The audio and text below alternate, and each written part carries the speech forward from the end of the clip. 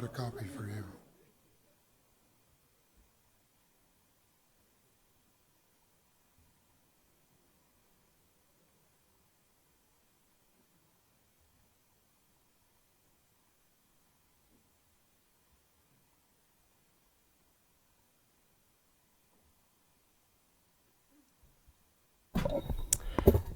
Good morning, ladies and gentlemen.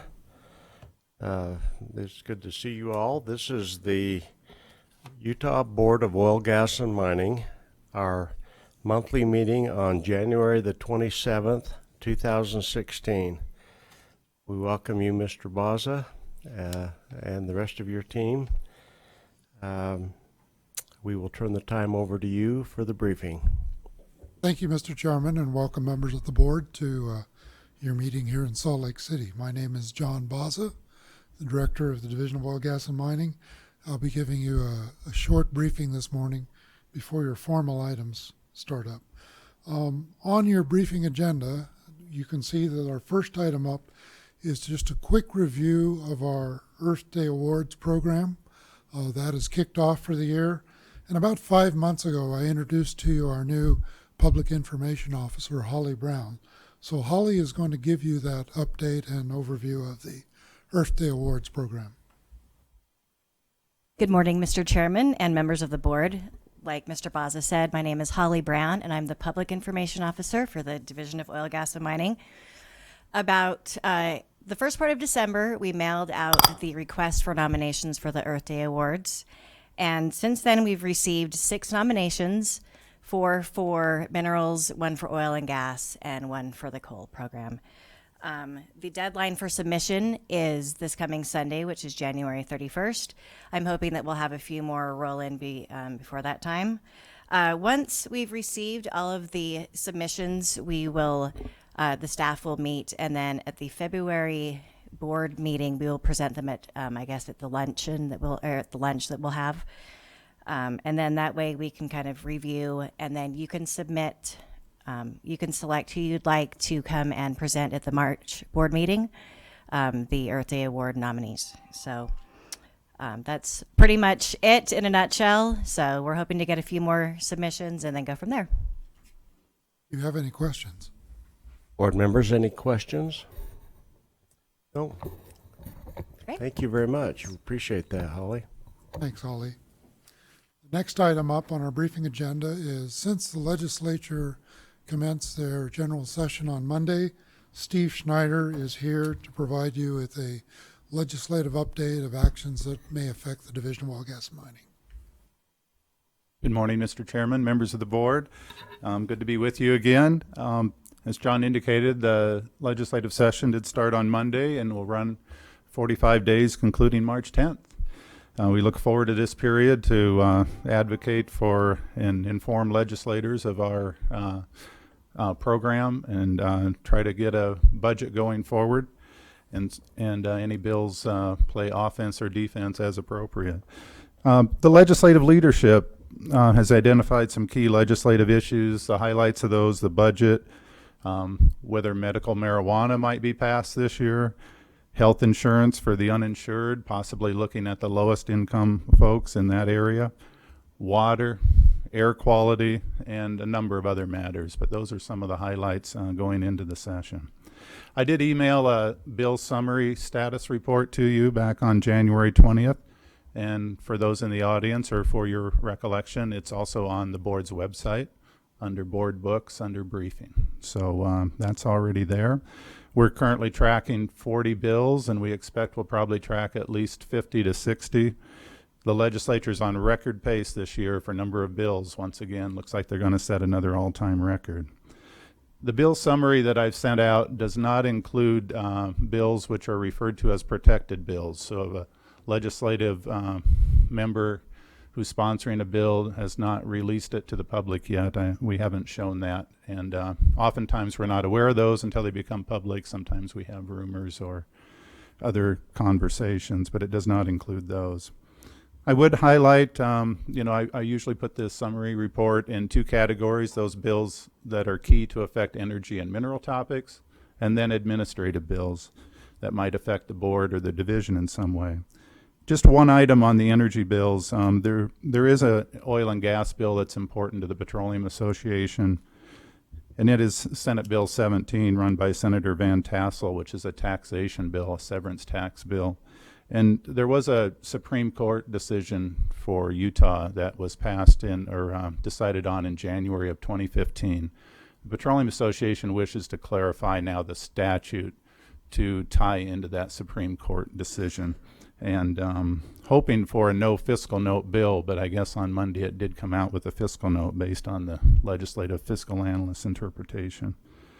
One administrative bill you might have seen, there is a bill called Board Membership Restrictions, Senate Bill 48, but the language in that bill does not directly go to anything regarding this board, but it's more general.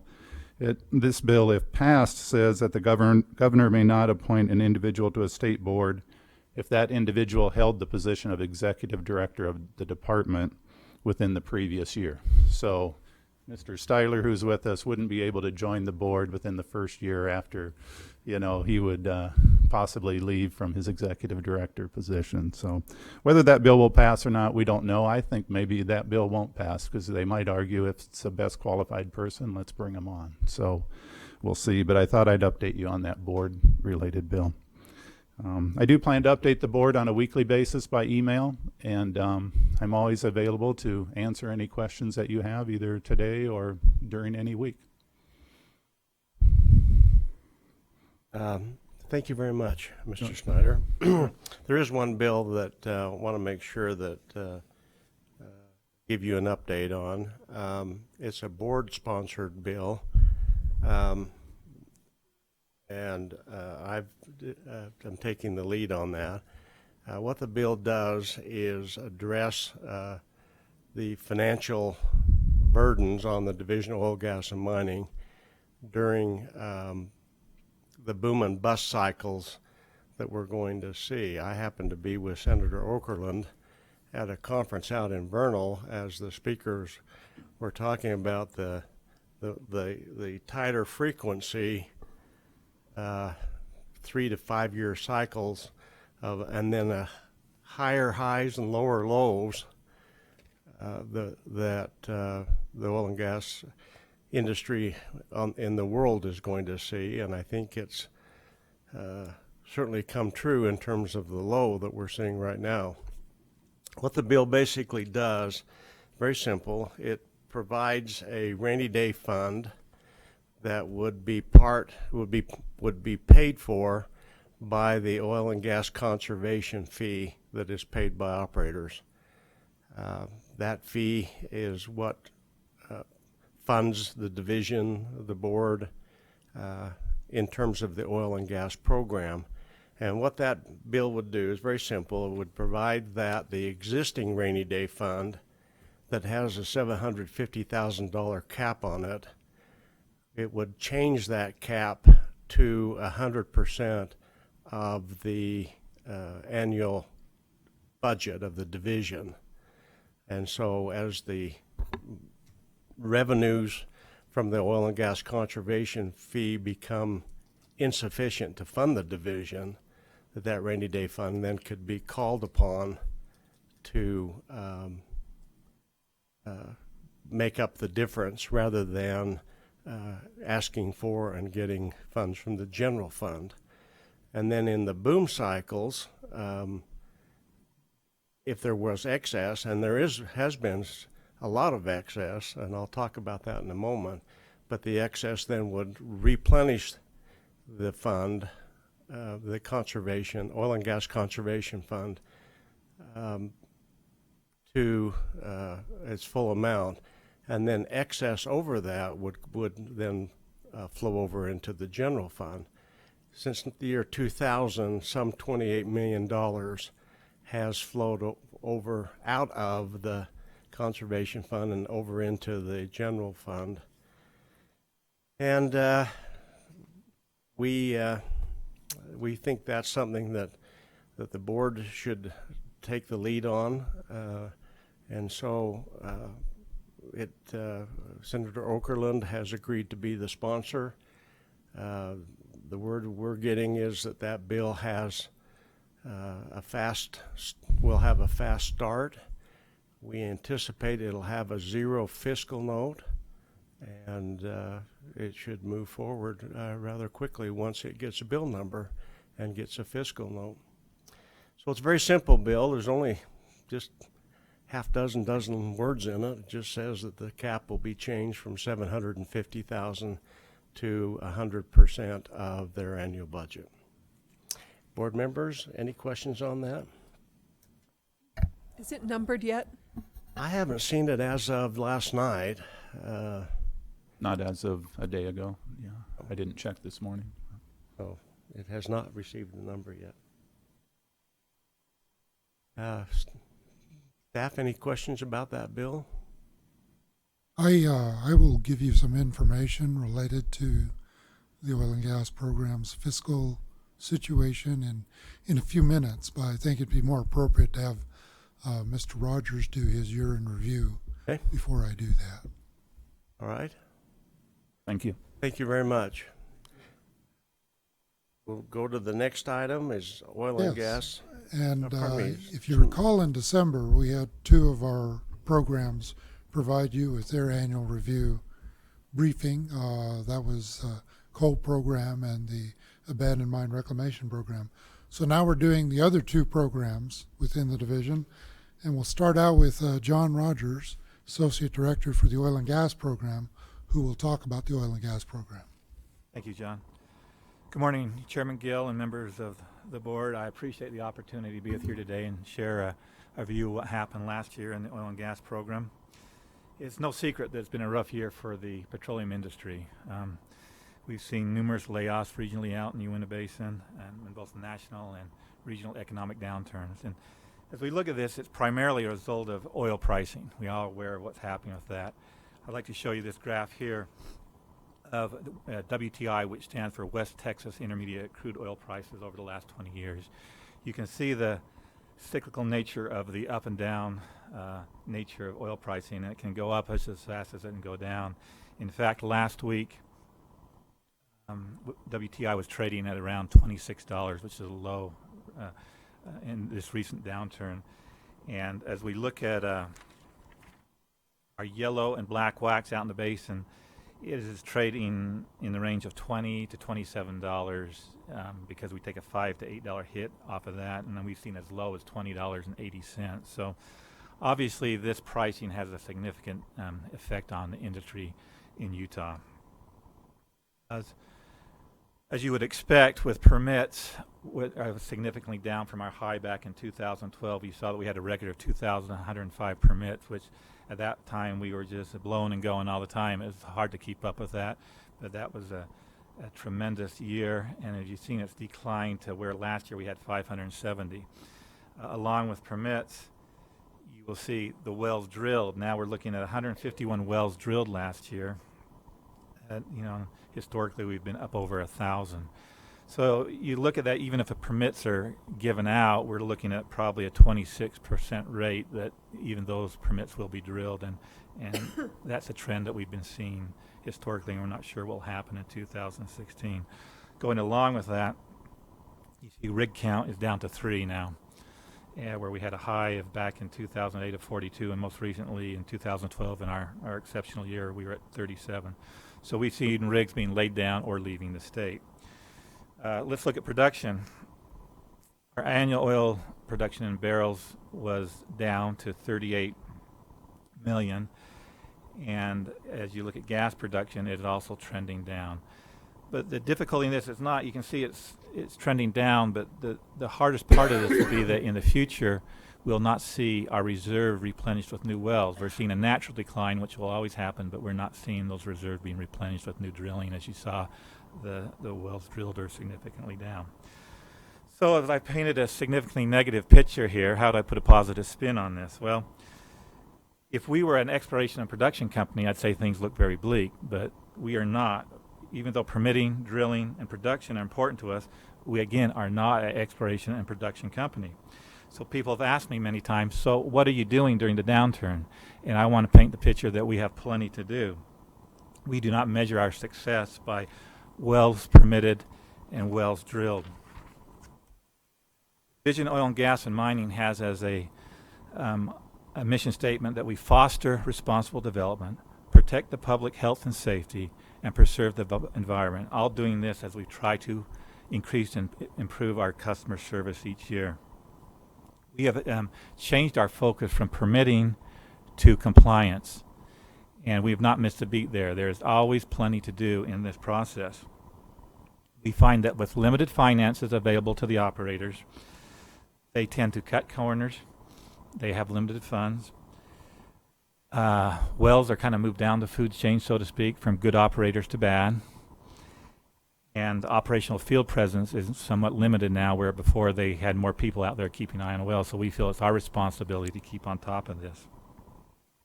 By statute, the duties of the division, the number one listed is develop and implement an inspection program that will include but not be limited to production data, pre-drilling checks, and site security reviews. And I'd like to go into detail on this. When we talk about production data, we're just not looking at accounting information of oil produced, gas produced, water produced. We're also looking at how those wells are constructed. You can pull up on our database that the construction of that well, where the perfs are, where the producing zones are. We need to keep that information, and it's a continually upgrading process to know how that well is being operated and keep track of. Pre-drilling checks. Anytime we have a well drilled, we have a pre-site inspection. Not all states do this. We have representatives from our division, the operator, and the landowner are usually there for a pre-drilling site check to try to prevent problems before they get in the mode of where they could be difficult to handle. And finally, site security. That's not simply going by and nodding at the well, make sure things are all right. We have our inspectors out there looking. They're looking at casing pressures. They're going by each well site, checking on it. Also, when we talk about site security, that also means downhole. We have our engineers and our geologists looking at information on the wellbore and trying to keep that in line and keep that safe and preventing issues. So as you look at this, you remember we were adding in the good times about 1,000 wells a year. I'd like to show you this slide. You can see in the last 10 years, from 2005 to 2015, that our inspectable units have gone up from in the 8,000 to 16,000 range, almost up 100%. That means we have 8,000 more wells to look at, and they're in our inventory. It keeps growing and growing, and those wells cannot just be ignored. When I talk about inspectable units, I'm talking about a producing well, a shut-in well, a temporary abandoned well, location abandons, injection wells, disposal facility, gas storage wells, and gas plants and compressor stations. In addition, our field people are keeping an eye on spills, which are increasing, landowners' complaints, surface issues, pluggings, and MIT tests. When anyone wants to make a change in any kind of producing well or a shut-in well, they send in what is called a sundry. That sundry is reviewed and detailed by our engineering staff and by our geologists. So these wells continually must be worked on. Every well we add to this is not simply a hole in the ground, but indeed increases our workload. We also have a shut-in and temporary abandoned well program that we were looking at wells that have been shut in for an extra long time, and we're approaching those individuals. We're bringing them in, we're talking to them, and we're putting heat on them to get those issues taken care of. And in fact, you'll probably be seeing more and more of those coming before the board. So you can see there's plenty to do, and all this would happen even if we didn't drill another well in Utah. So that's to keep in mind. We have a workload of 16,000 plus wells to keep an eye on. Now, those wells are not always easy to get to. Utah is a very large state with rugged terrain. As many members of the board know, we've been out on field trips, and there's some pretty good rugged territory out there. I want to show you what some of our people do. Supposedly, we're out there, and we have to cross supposed dry riverbeds, okay? In addition, if you've ever ran into the Manco Shale after a good rain, it creates some mud that sticks to everything, and it becomes slicker than black ice. This is one of our inspectors, Bart Kettle. If you notice the chains on his wheels, the shovel, and he's covered with mud. I'm not sure the story behind this, but Bart's still with us, so he got out of there. And obviously, this is just not a summer event that we do. We have to work through axle deep snow. In fact, right now we have a plugging project going up Chalk Creek in Summit County, and it's a lot of snow, it's a lot of cold. but we do this year-round, 24/7, because these things always just don't happen in the middle of a work week. We have people out there. This last week, we've had people out on the plugging project, and so it happens just about any time. So our inspectors need to be there anytime they're called. All this is for a reason. We have seen this. This is a Devon well that blew out a few years ago. You may remember this in the news. This is what we're trying to prevent. This is what we have 16,000 wells out there, and each one has the potential to have this possibility. So that's why we want to be out there. We need to be there. We can't just walk away just because production and drilling is down. We still have plenty of work to do. Many of you have heard of Porter Ranch, California, in Los Angeles. They've had a gas leak there since October 23rd. They're trying to close to shut in, and it's been been in the news for quite a period of time. Here we see people protesting this, and it's become quite the news. One of our staff members was down in Los Angeles over the New Year's, and this was a very volatile issue, and this is going to reach national proportions where people are going to demand closer attention to oil and gas wells. At this time, there's been 88,000 metric tons of methane leaked, or 4.6 million MCF of methane released again. So really what we're after is to keep in mind our responsibility, foster responsible development, protect the public health and safety, preserve the environment, and all this has nothing to do with production or commodity pricing. Now, we can't ignore the 800-pound gorilla in the room. Pricing is down. If you look at how we're funded by a 0.02% conservation tax on all sales of natural gas, oil, and NGLs. As you can see, historically, we've been up near the $4 to $5 million range. This last year, we're down at 2.5, and we're projecting even lower this year. That directly affects our funding, and we're significantly below what we need to do. How we handle that is going to be a challenge of the next few weeks with the legislative session coming up. But as I'm trying to make the point today, just because producing wells are not being drilled, just because we're not permitting, just because those issues are down and people have taken a turn away from the exploration and production right now, we still have plenty of work to do. And if we turn away from this, I think it's extreme. It's just something with it's just something we got to be there. We just have to be there day in, day out. So some of our challenges are, the depressed oil and gas prices that we've talked about. Education. There is an overall negative perception of the petroleum industry in the world today. We go about this by having a collaborative meeting 4 times a year out in the Uinta Basin to try to educate people, try to bring people together, try to foster common development. We now have a Facebook for the division, and also we're getting involved in the STEM Fest. The governor has a program where he's promoting science and technology, and we're going to be there as a division to promote what we do. Hydraulic fracturing is always an issue. We have the litigation going on with the federal government with the BLM rule. We've, along with Utah, we have Wyoming and North Dakota involved in that. Air quality. The EPA lowered their air quality standards to 70 parts per billion from 75 this last fall. That'll be an issue. Endangered species, we got our sage grouse there over to the right. Also, we have the yellow-billed cuckoo and the hookless cactus. I know more issues we're dealing with. Split estate is always something that's significant, and a week doesn't go by where we don't have someone calling, wondering about split estate and how we're handling that. It's a very sensitive issue. We're continuing to develop our information systems with the RBDMS and Groundwater Protection Council.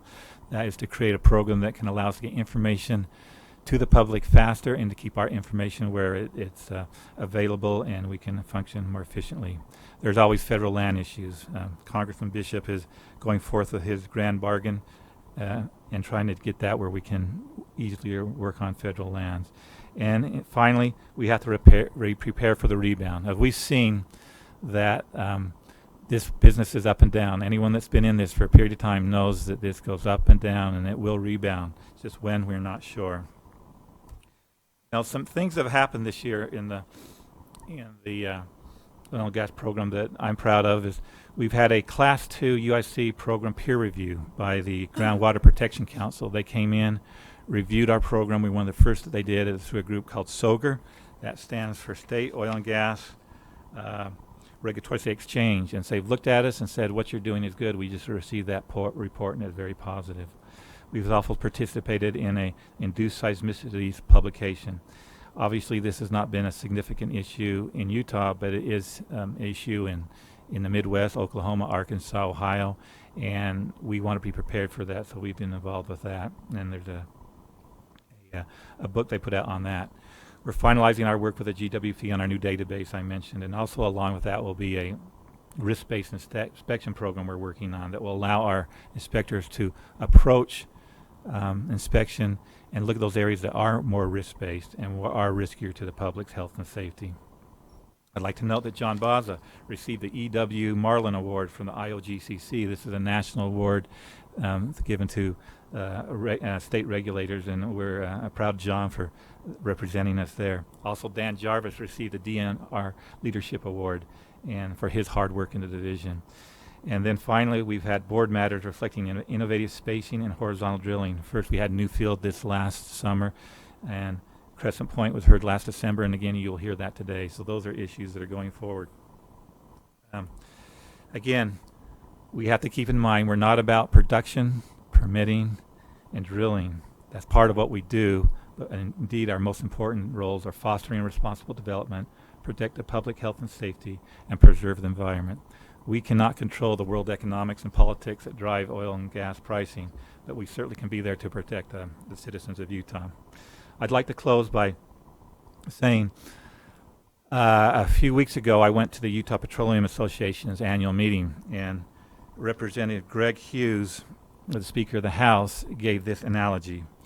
He said he grew up in Pittsburgh and he was always a Pittsburgh Pirates fan, and he said in 1979 they won the World Series. And he said as a youth he thought that's just what you did. You won the World Series every year. Then he noted that it took them 19 years to get back to the playoffs, and they've yet to go to win the World Series again. And he said the reason for this is what they didn't invest in their farm team. They thought what they won, they were done, and they could just sit back and do nothing. Well, they've paid the price. I think that's something we need to keep in mind. Even though things are down, production is down, we need to develop our farm team and keep what we're doing in place and going forward, because we have a responsibility to foster responsible development, protect health and safety, and preserve the environment. Thank you, and if you have any questions, I'd be glad to entertain those now. Board members, any questions? What is GWPC? Oh, Groundwater Protection Council. Sorry, that's something I have a personal vendetta against acronyms.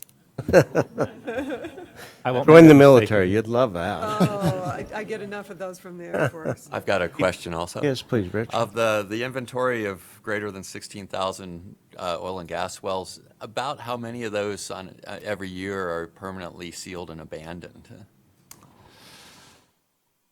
Not many. Dustin, what would you say?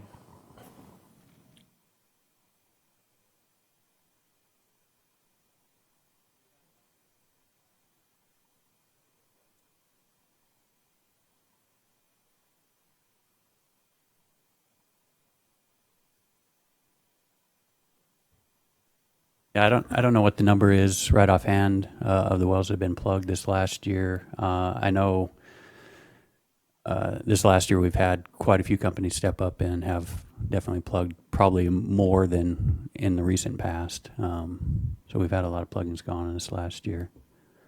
If I were to guess, Rich, it's probably in the low hundreds. So we're growing faster than we're shrinking, but compared to other states, we have a lot smaller shut-in abandoned well than other states. So we're keeping on top of that. Thank you. Other questions? I just have a couple of comments.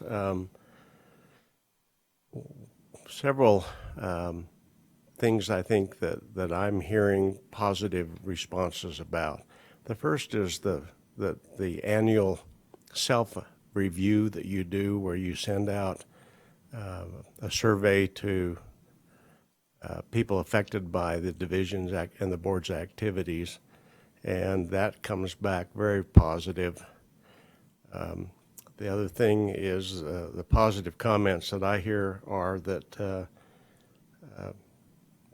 predictability, the even-handedness that the industry is generally seeing is very, very positive signal compared to other states that are having some difficulties. One of the slides talked about Crescent Point. And Newfield. For those of you that are not aware, and I believe this is accurate, the Newfield matter, depending if what oil and gas price you look at, if you look at it from somewhere between $40 and $75, the value of the gross revenues of that hearing are somewhere between $27 billion and $50 billion, which made our June hearing, as far as I can find, the largest valued hearing in Utah history for any agency, court, or other governmental entity. So the highs will be high, but the lows are going to be low, and we have wonderful opportunities in the future if we're ready. And to decimate the staff and what we're doing because of the volatility of the industry and the pricing, and is going to be a rocky road. Just remember one fact, and that is 70% of the world's oil is owned by governments, and they can change the price on that by flooding the market or reducing supplies. So we are going to see some interesting times. I think we're on the right track. I'm very pleased with the direction we're going. Director Baza, Executive Director Styler, thank you for the trust you've put on us, and so we really appreciate you. Thank you. Okay, we'll go then. Thank you, Mr. Rogers. We'll go then to the minerals program. Back to you, John. Yes, and I'll go ahead and let Paul give the minerals program. Paul Baker is our manager in the minerals program. After Paul speaks, I'm going to come back to the subject of fiscal challenges for the division, but I want to let Paul have the time to go through his briefing to the board on the minerals regulatory program. Good morning, members of the board. I'd like to talk just a little bit about some of the more significant things that the minerals program has been involved with this year. I'm probably going to focus a little less on statistics and a little more on some of the major projects that we've been doing. But that said, there are a few numbers. Total last year we had 602 tasks that we were involved in. Our on-time completion rate is 89% for the year.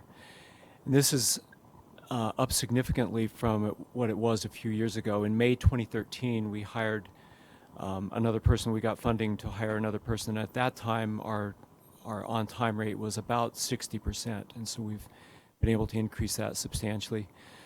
31 new exploration notices, 25 new small mines, and just one new large mine proposed. 30 compliance actions, various notices of violation and cessation orders. Our bonds, we now hold 570, which is up quite a bit from the previous year, and the amount of money is up quite a bit from the previous year. Some of the major projects that we've been involved with, this last year we approved a significant revision for the Vernal Phosphate mine. They are adding 565 acres to the already permitted 873 acres. And this is primarily on the east side of Highway 191 as you go north of Vernal. This was approved in May of this last year. Vernal phosphate has actually disturbed quite a bit more acreage than the amount that I've told you, but they have a significant ongoing reclamation program and receive release for their acreage as they reclaim. One of their big problems, they do a really good job with reclamation. One of their big problems is their elk herd. They have so many elk that they have a lot of people that want to hunt. Another project that we had this last year, another significant revision, was the PR Spring Mine.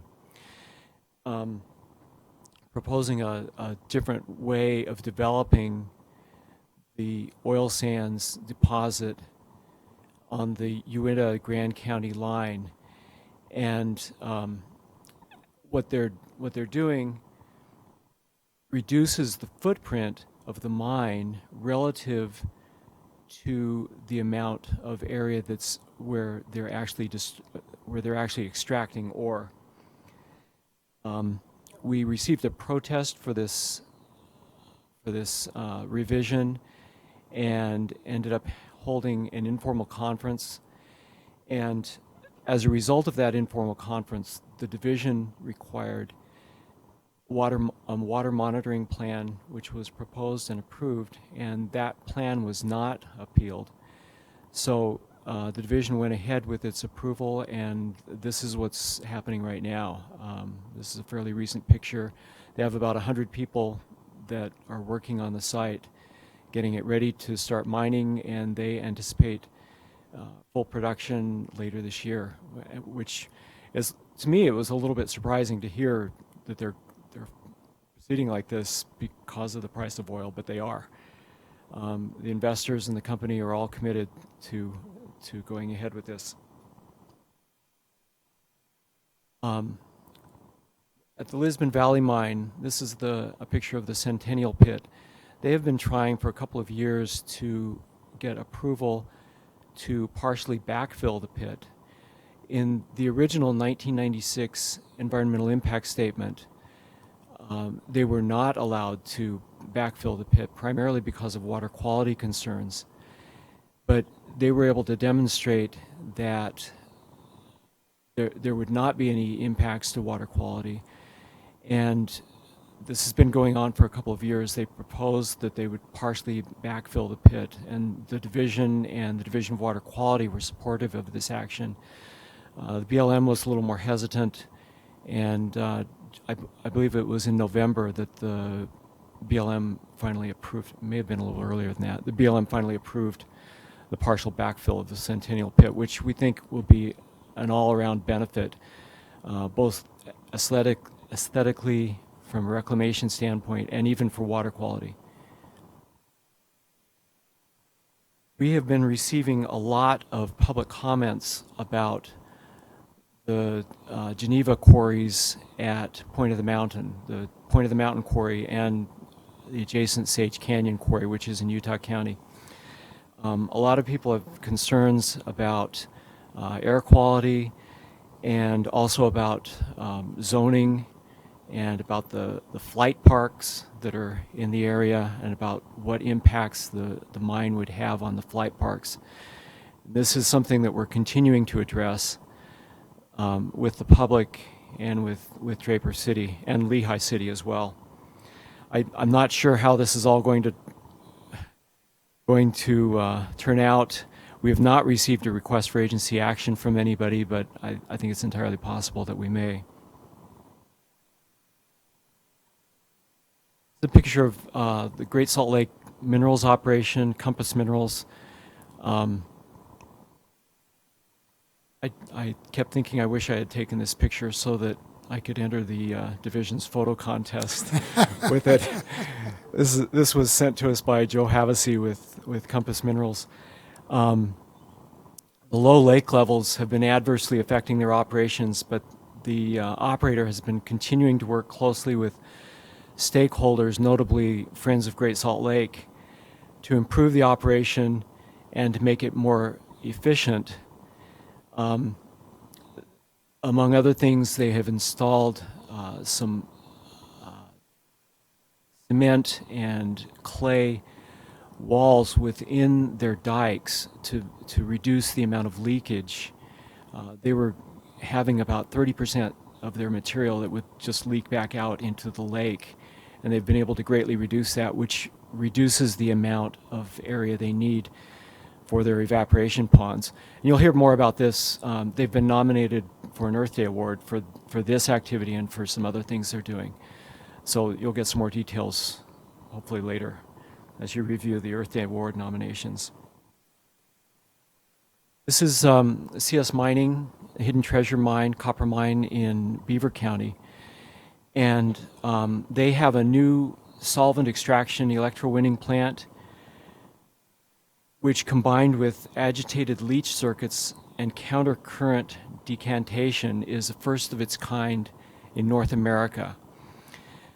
They've just started this operation, and they're currently reporting copper recovery in the range of 85 to 90%. And the SXEW circuits should be online shortly, if not already, and they expect to strip the first copper plate on January 30th, this coming Saturday, so coming up really soon. And this is a video of some of what's happening at Bingham Canyon Mine.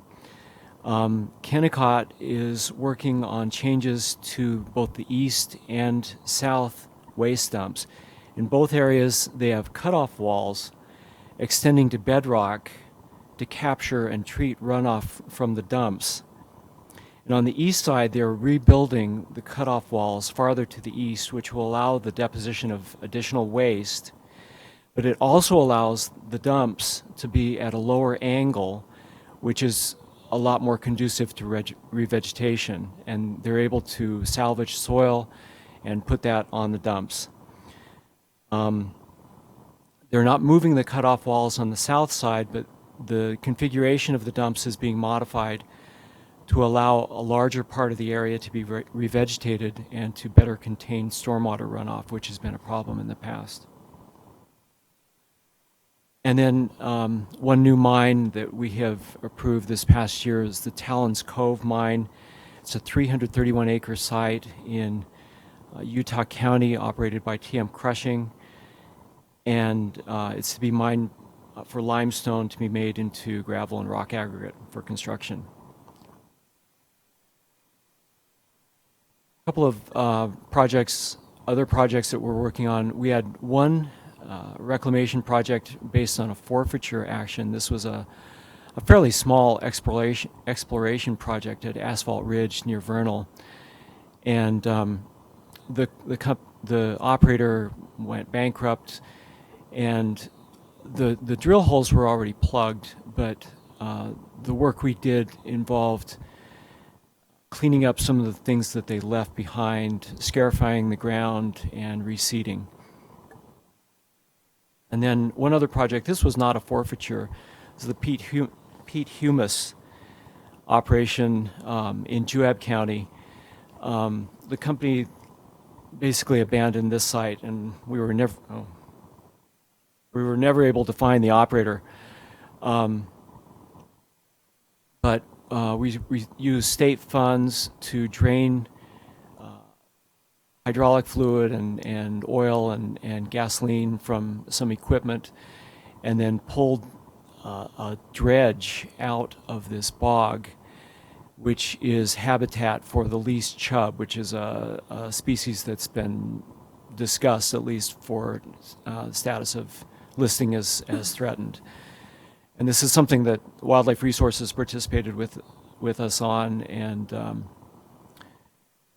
we were able to, even though we didn't actually get rid of the dredge, we got it all pulled out of the marsh, and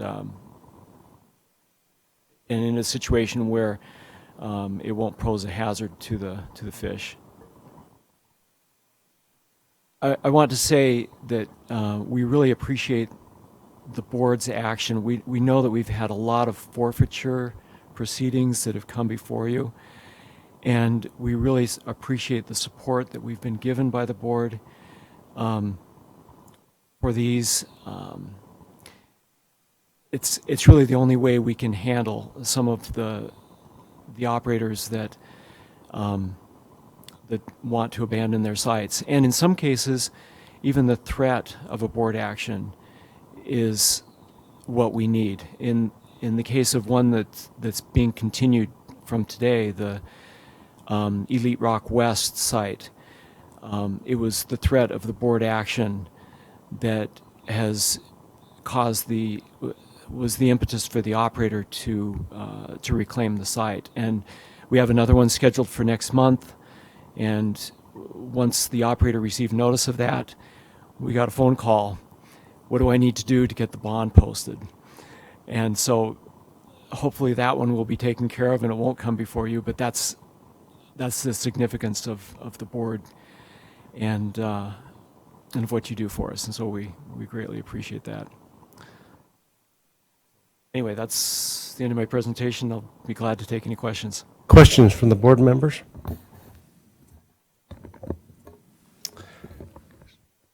Nice presentation. Thank you. Thank you. Thanks, Paul. And I just need to commend Paul for his work. You know, he one of his first slides showed that their response rate has gone way up in the last few years, and I think a good share of that credit goes to Paul and his leadership, and also Dana Dean, who's our Associate Director of Mining. So both of these individuals have done great work to improve the efficiencies of the minerals program. Thank you, John, but I have to give credit to the staff. They do really good work. Thank you. Thank you. In the few minutes we have left, I'd like to return very quickly to some of the things that John Rogers alluded to for the oil and gas program. He mentioned the conservation fee. It's actually a tax on production that operators pay. And by statute, that conservation fee is the sole funding mechanism for the oil and gas program. It is a fee of 0.2% or 0.002 or 0.2 of 1 penny on every dollar of value that is produced by the oil and gas industry. It's a really small amount, and yet it is the sole mechanism for funding the activities of the oil and gas program. I don't want to belittle this, but in terms of what it means to the division, the oil and gas program budget is 30% of the division's total budget. So you need to understand that there's 70% of the division that's unaffected by the oil price crash we received. But for the oil and gas program, I mean, that's like their sole means of support. And so it's very important for them. And in good years, we've seen that tax on production generates a lot more than what the oil and gas program needs to operate with. And in past years, there's been a surplus or an excess, an overflow of the dollars that are taken in that account versus what we actually spent. So when the chairman pointed out that over the past 14 years, that fee has generated an excess of $28 million that has dropped back into the general fund, that's what we've been used to seeing in the oil and gas program. They've always had more than enough to meet their needs and to meet their appropriation from the legislature. And even when oil WTI was trading in the mid-50s, we saw ourselves as, we're okay. We can survive that, because what happened was that surplus slowly dried up. And where we had $2-point-something million that was lapsed to the general fund at the end of last year, all of that went away when the oil prices went from $90 to $100 a barrel down to $45. But here's the rub. $45 mark was what we were seeing at the beginning of November. Between November and December and the first few weeks in January, it has gone from trading at $45 a barrel down to the mid-20s. Now that threw a shock into all of us, and it left us as a division saying, okay, what are we going to do to preserve the efforts of the oil and gas program? So my answer to you is, the first thing we did was say we need to implement some severe belt tightening measures very quickly. Much of that is in terms of current expense that is assigned to the oil and gas program. It's for all of the oil and gas employees, plus 40% of the work of the administrative section of the division. So all of our current expense has to be controlled at this point. What that means to you as a board is some of the things that you're used to, we might not have the ability to fund right now. Things like board member trips to conferences, our field trips. We're going to look at a very conservative program for field trips this year, meaning that we'll probably have meetings here in Salt Lake and then offer a next day trip to some nearby areas to view and observe so that the board can retain their outreach and their educational efforts as a board. But with all of those belt tightening measures, we are also going to dip into that rainy day fund that Rulon mentioned. The cap on our non-lapsing amount that we can retain from year to year. That was $750,000. We're probably going to use all that up in the current fiscal year. So with all of that, I'm saying, this year, with oil prices where they are, we will likely survive. But no one anticipated a 50% drop in oil prices since the beginning of November. And frankly, I don't have any forecast or speculation on how low that can go. So we're doing our best to survive the year. The serious problem is next fiscal year, because we'll have used up our rainy day fund, and when we go to the cupboard will be bare. And there's no indication that prices are going to rebound quick enough to rebuild that very quickly. So we will likely have to address this with the legislature. I know this is one of the things that is going to be part of the DNR base budget presentation tomorrow in front of the Appropriations Committee. And we're going to ask for whatever help we can get, because even though we're doing our best to survive the current fiscal year, it's next fiscal year and the years after that we would have some worry. Now, that doesn't mean that we'll give up the ship. That, as I said, the oil and gas program budget is about 30% of the division's total budget.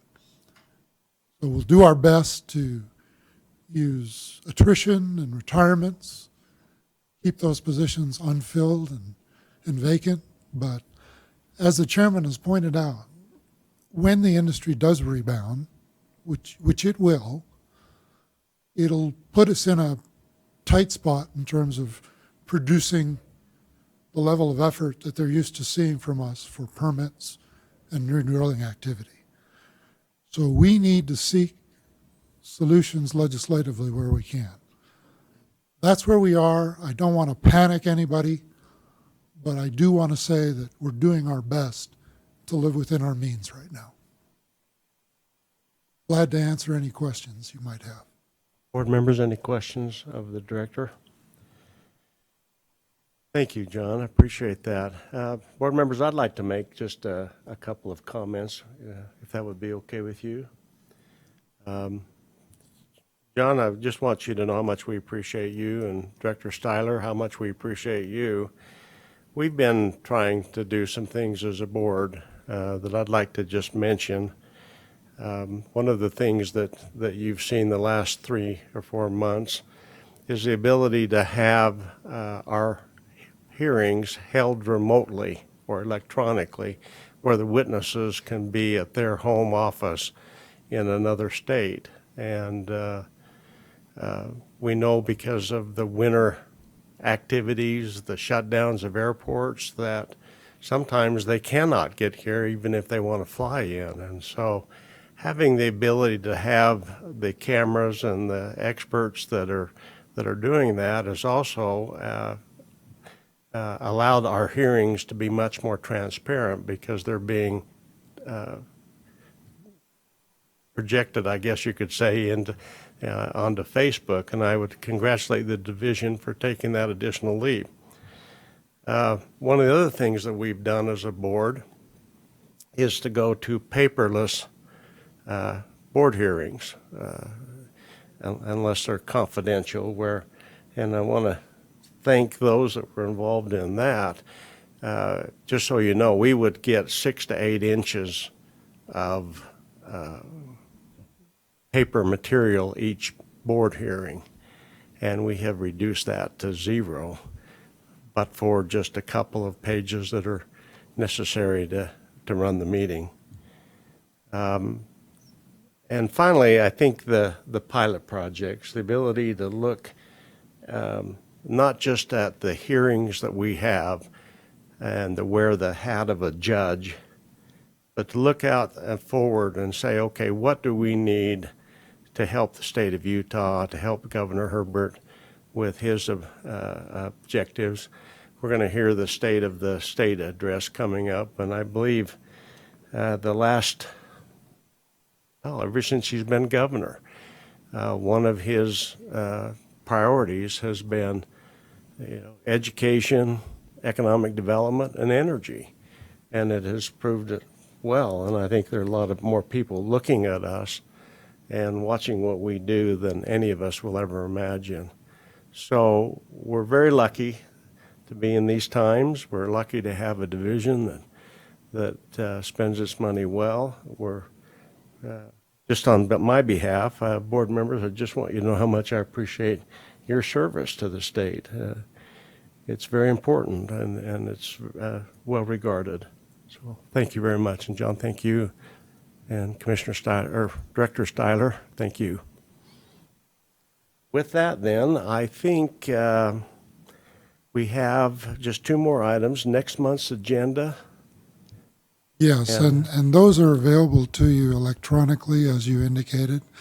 And since we're so limited on time, I will just pass over any other items I have and turn the time back to you, Mr. Chairman. Thank you.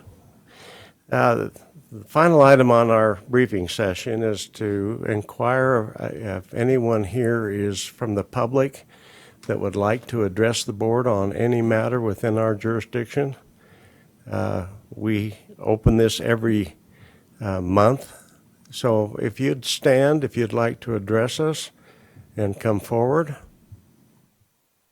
Seeing none, then we will have a short break, and we will come back. Board members, 5 to 7 minutes. Okay, we'll take a short break, and then we'll be back for agenda item number 1, which is the Whiting Oil and Gas Corporation. Thank you.